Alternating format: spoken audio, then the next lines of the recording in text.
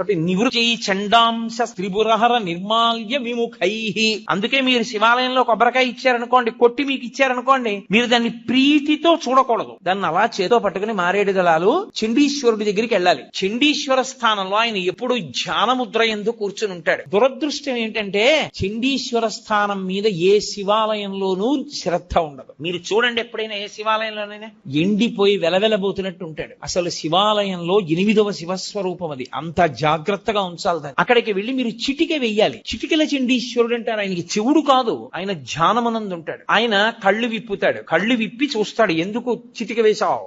అయ్యా, నేను తీసుకెళ్లకూడదు తిన్నగా, శివుడికి ఇవ్వగా మిగిలింది ఏదైనా మీకు ఇవ్వాలి. కొబ్బరికాయ కొడితే ఓ చెక్క శివుడి దగ్గర ఉంది, ఓ చెక్క మీకు ఇచ్చారు, అది చండీశ్వరుడికి వెళ్ళాలి. కానీ ప్రసాదంగా తీసుకెడదాం అనుకుంటున్నాను, మీరు అనుగ్రహించండి, ఇలా చూపించాలి. మీరు పట్టుకెడుతున్న దాంట్లో ఏదో కొద్దిగా అలా చూపించాలి. చూపిస్తే ఆయన చూసి సంతోషిస్తాడు. తీసుకో, నేను ఇచ్చాను నీకు ప్రసాదం అంటాడు.